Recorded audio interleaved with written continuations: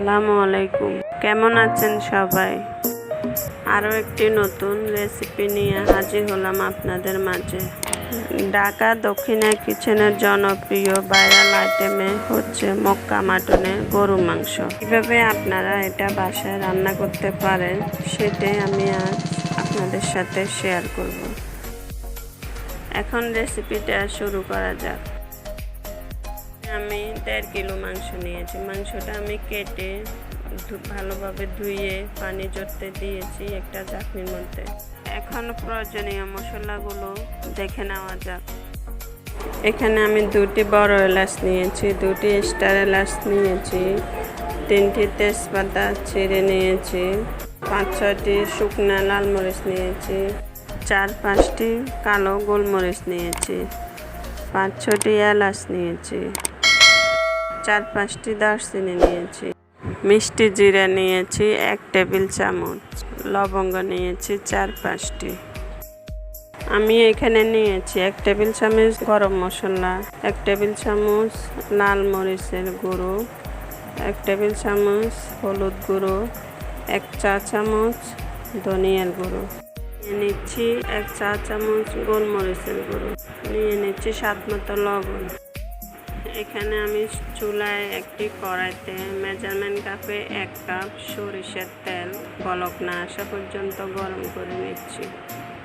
এখন আমি অর্ধেক তেল হাঁড়িতে দিয়ে দেব, দিয়ে এটা একটা সাইডে রেখে দেব।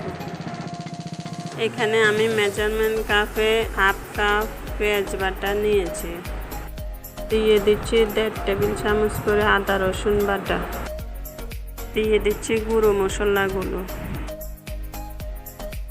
মশলাগুলো এখন ভালো করে মেখে নেব।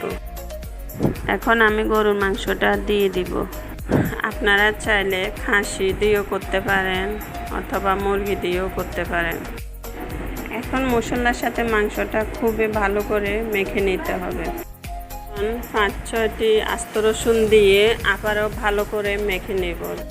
শুকনো মশলাগুলো দিয়ে আবারও ভালো করে মেখে নেব। দিয়ে দিচ্ছি মেজারমেন্ট কাপে 1/2 কাপ পেঁয়াজ কুচি। আমার মাখানো শেষ। এখন আমি বাকি গরম তেলটা দিয়ে দিচ্ছি। এখন আমি তেলটা ঠান্ডা হওয়ার জন্য কিছুক্ষণ অপেক্ষা করব। এখন আমি মাংসটা আবারও ভালো করে মেখে নিব। এই কাজটা সাবধানে করতে হবে, যেহেতু আমি গরম তেল দিয়েছি, আপনারাও সাবধানে করবেন।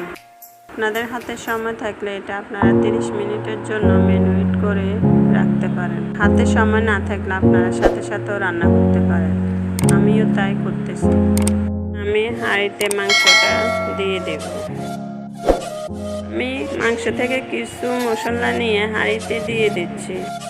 2টি টমেটো কুচি, এতে মাংসটা হাঁড়ির তলায় লাগবে না। এখন আমি মাংসগুলো দিয়ে দেব।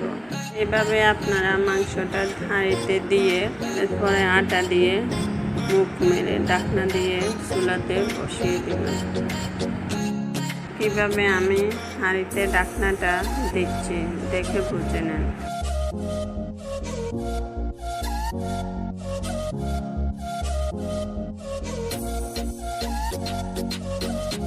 আমি এটা চুলায় বসিয়ে দিবা। এখন আমি হাই হিটে 5 মিনিট রেখে দেব। ফিরে আসলাম 5 মিনিট পর। এখন চুলার আঁচটা আমি মিডিয়াম আছে 1 ঘন্টার জন্য রেখে দেব। আর আমার মাংসটা হয়ে গেছে। 1 ঘন্টার মধ্যে মাঝে মাঝে এসে দেখতে হবে যে এটার থেকে কোনো হাওয়া বেরোচ্ছে কিনা। হাওয়া বেরোতে দেখলে আপনারা আটা দিয়ে এটা বন্ধ করে দেবেন। এখন আমি ঢাকনা উঠিয়ে দেখাচ্ছি। হান্ডি বিফের যে লুকটা এসেছে দেখে আপনারা বুঝতে পারছেন এটা কতটা টেস্টি পারফেক্টলি হয়েছে। মাংসটা যদি রান্নার পরে শক্ত থাকে আপনারা আবারও একটু গরম পানি দিয়ে আবার 20-30 মিনিট যদি জাল করে নেন তাহলে হয়ে যাবে। আমারটা 1 ঘন্টা সময় লেগেছে।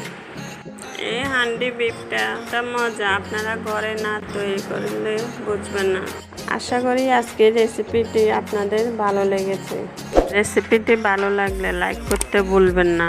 এরকম আরও ভালো ভালো রেসিপি পেতে আমার চ্যানেলটি সাবস্ক্রাইব করে বেল বাটন অলে সেট করে রাখবেন। আমি আপনাদের একটা মাংস ভেঙে দেখাচ্ছি যে এটা ভিতর থেকে কতটা সফট হয়েছে। আজকে এখানে বিদায় নিচ্ছি। আল্লাহ হাফেজ।